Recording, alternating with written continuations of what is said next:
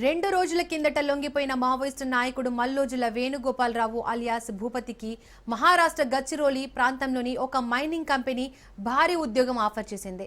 గచ్చిరోలి ప్రాంతంలో Lloyds metals and energy limited company Maoist ప్రాబల్యం ఉన్న ఈ ప్రాంతంలో ఎప్పటి నుంచో మైనింగ్ చేస్తూ ఉంది. మావోయిస్టు కార్యకలాపాల వల్ల బాగా నష్టపోయింది కూడా. ఇప్పుడే ఇదే కంపెనీ మల్లోజులతో పాటు లొంగిపోయిన 61 మంది మావోయిస్టులకు ఉద్యోగాలను ఇచ్చేందుకు ముందుకు వచ్చింది. మల్లోజులకు కంపెనీ బ్రాండ్ అంబాసిడర్ గా ఉద్యోగం ఇస్తామని కంపెనీ ప్రకటించింది.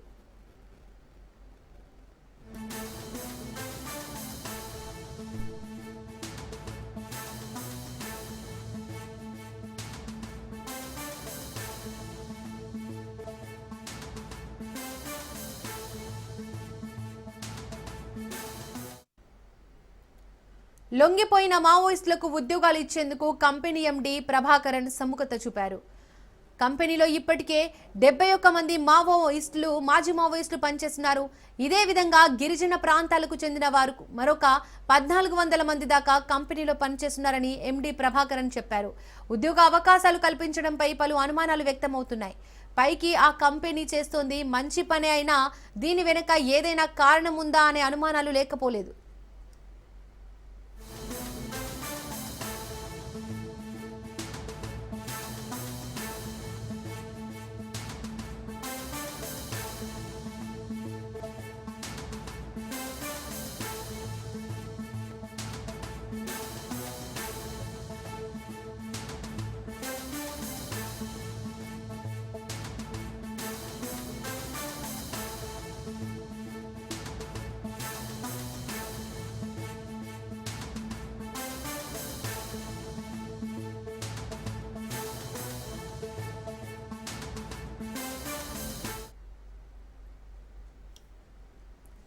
రెండు రోజుల కిందట లొంగిపోయిన మావోయిస్ట్ నాయకుడు మల్లోజుల వేణుగోపాలరావు అలియాస్ భూపతికి మహారాష్ట్ర గచ్చిరోలి ప్రాంతంలోని ఒక మైనింగ్ కంపెనీ భారీ ఉద్యోగం ఆఫర్ చేసింది.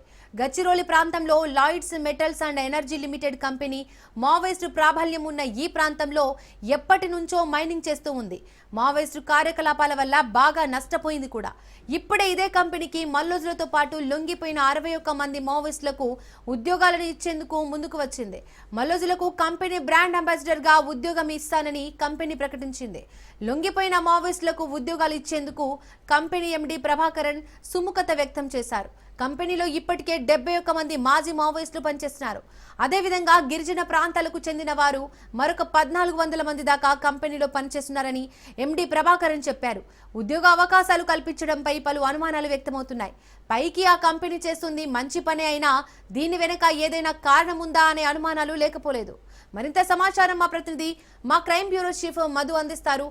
మధు, లొంగిపోయిన మావోయిస్టులకు ఉద్యోగాలు కల్పిస్తుంది అయినా కూడా దీని మీద కూడా అనుమానాలు వ్యక్తమవుతున్నాయి. డీటెయిల్స్ ఏంటి?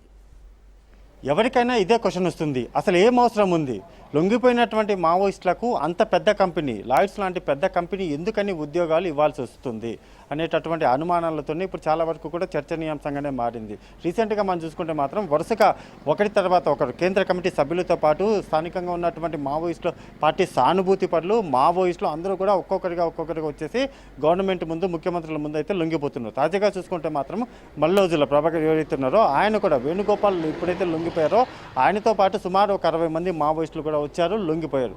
మల్లోజుల వేణుగోపాల్తో లొంగిపోయినటువంటి 60 మంది మావోయిస్టులకు అదేవిధంగా మల్లోజులకు కూడా బంపర్ ఆఫర్ అయితే ఈ లాయిడ్స్ కంపెనీ ప్రకటించింది. ఏంటి ఆ బంపర్ ఆఫర్? ఇప్పుడు ప్రధానంగా చూసుకుంటే మాత్రము బ్రాండ్ అంబాసిడర్గా మల్లోజుల వేణుగోపాల్ని వచ్చేసి మా కంపెనీకి బ్రాండ్ అంబాసిడర్గా నియమించుకుంటాము అనేది ఒకవైపు అయితే, మరోవైపు వచ్చేసి మిగిలినటువంటి 60 మంది మావోయిస్టులు ఎవరైతున్నారో వాళ్ళందరికీ కూడా శిక్షణ ఇస్తాము, శిక్షణ ఇచ్చి వాళ్ళకు ఉద్యోగ అవకాశాలు కల్పిస్తాము అనేటటువంటి ఆఫర్ అయితే ఇచ్చారు కదా. ఇక్కడే అనేక అనుమానాలు అయితే లేకపోలేదు. ఇప్పటికే ఆయన మల్లోజుల వేణుగోపాల్కి చూసుకుంటే మాత్రం వయసు మీద పడింది. అలా వయసు మీద పడినటువంటి ఆయనకు బ్రాండ్ అంబాసిడర్గా తీసుకొని వచ్చేసి ఇంకా ఆయనను ఆ కంపెనీలో కూర్చోబెట్టడమా, లేకపోతే ఆయనతో అడ్వర్టైజ్మెంట్లు చేపిస్తారా, లేకపోతే ఆయనతోని ప్రచారాలు ఏదైనా చేపిస్తారో, లేకపోతే ఆయన ఫోటోలు వాడుకుంటారో తెలియదు. కానీ బ్రాండ్ అంబాసిడర్గా మల్లోజులను వేణుగోపాల్ను పెట్టుకుంటాము ఆయన అనుమతిస్తే అని అయితే అటువంటి ప్రకటన ఎప్పుడైతే ప్రభాకరన్ చేశాడు, కంపెనీకి సంబంధించి ఎండీ ఎవరైతే ఉన్నారో ప్రభాకరన్ ఎప్పుడైతే చేశారో అలా చేసిన తర్వాతనే అనేక అనుమానాలు వస్తాయి. అంటే ఇక పైన లొంగిపోబోతున్నటువంటి మావోయిస్టులందరినీ ఉద్యోగులందరినీ కూడా తమ కంపెనీలలో పెట్టుకోవడము, తమ బ్రాండ్ అంబాసిడర్లుగా కూడా పెద్ద పెద్ద కంపెనీలన్నీ కూడా వాడుకుంటే ఎటువంటి వెదర్ ఉంటుంది? పలానా కంపెనీలో పలానా పార్టీకి అంటే మావోయిస్టు పార్టీకి సంబంధించినటువంటి వ్యక్తి కేంద్ర కమిటీ సభ్యుడిగా అనేక సంవత్సరాల పాటు మావోయిస్టుగా ఉన్నటువంటి అతన్ని ఆ కంపెనీలో పెట్టుకున్నారు అనుకుంటే ఖచ్చితంగా ఎవరు అవునన్నా కాదన్నా డెఫినెట్గా ఆ కంపెనీ మీద ఇంపాక్ట్ పడుతుంది. ఏమో అక్కడ ఉన్నటువంటి మావోయిస్టులు పనిచేసేటటువంటి మావోయిస్టులు ఎవరైతే ఉంటారో వాళ్ళు కూడా ఖచ్చితంగా కూడా వేరే వాళ్ళు వచ్చి భయపడతారు. ఇన్ఫ్యాక్ట్ చెప్పాలంటే భయపడతారు. ఒక రకమైనటువంటి జంకు ఉంటుంది.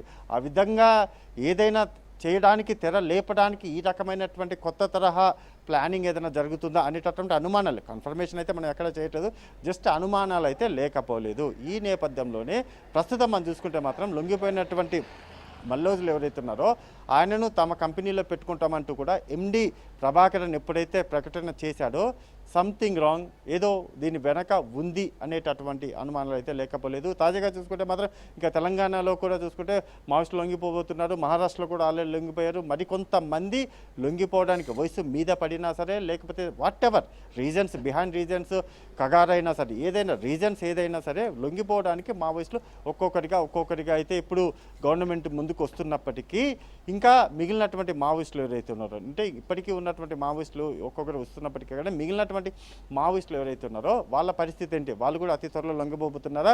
ఖచ్చితంగా భారతదేశంలో ఇప్పుడైతే అమిత్ షా చాలా స్పష్టంగా కూడా ఒక ప్రకటన చేశారు. మావోయిస్ట్ నక్సలిజం అనేటటువంటి పదం లేకుండా చేస్తాము అని చెప్పిన తరువాత ఎన్కౌంటర్లు జరిగాయి. వేలాది మంది మావోయిస్టులు చనిపోతూ వచ్చారు. అనేక మంది లొంగిపోయారు. అందులో భాగంగానే కేంద్ర కమిటీ సభ్యుడిగా ఉన్నటువంటి మల్లోజులకు కూడా తాజాగానే లొంగిపోయారు. ఆయనతో పాటు 60 మంది కూడా వచ్చారు. ఈరోజు మరికొంతమంది లొంగిపోబోతున్నారు.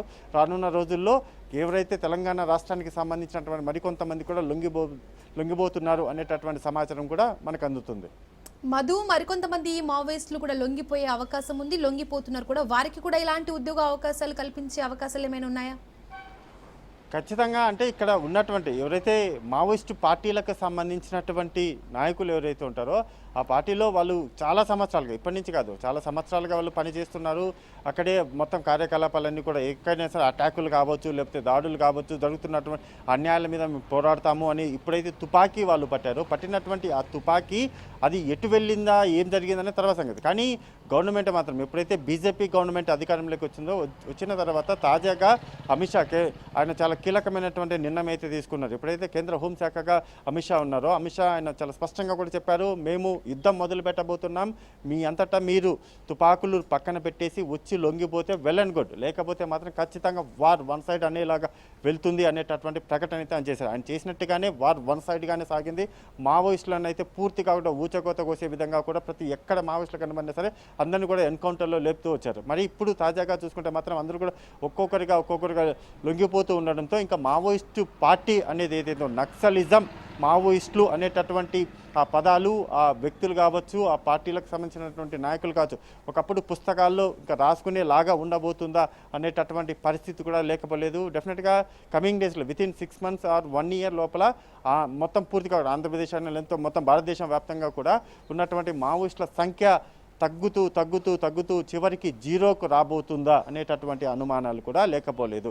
ఇక పైన పూర్తిగా కూడా మావోయిస్టులకు ఒకటే పిలుపునిచ్చారు, మీరు తుపాకులు వదలండి, తుపాకులు పక్కన పెట్టండి, జనజీవన స్రవంతిలోకి రండి, ఇక్కడ వచ్చిన లొంగిపోయినటువంటి వారందరికీ కూడా ఉపాధి అవకాశాలు మేము కల్పిస్తాము అని చెప్తున్నప్పటికీ కానీ ఇటువంటి బంపర్ ఆఫర్లు కూడా వస్తున్నాయి. ఏదైతే లాయిడ్స్ కంపెనీ ఏదైతే ఎండి ప్రభాకరన్ ఇచ్చినటువంటి బంపర్ ఆఫర్ ఏదైతే ఉందో, ఇలా ఆఫర్లు చూసి చాలామంది కూడా దీని వెనక ఏదో కొత్త రకమైనటువంటి దందా ఏదైనా స్టార్ట్ అవ్వబోతుందా, బెదిరించడానికి, భయపెట్టడానికి మాజీ మావోయిస్టులను కూడా ఉపయోగించే అవకాశం లేకపోలేదు. పలానా పార్టీకి అంటే మావోయిస్ట్ పార్టీకి సంబంధించినటువంటి కేంద్ర కమిటీ సభ్యులు ఉన్నారు అని చెప్పడం ద్వారా కూడా వేరే రకంగా ఫీలింగ్స్ అన్ని కూడా వేరే రకంగా ఉద్దేశం ఉండే అవకాశాలు కూడా లేకపోలేదు. Right Madhu, thank you.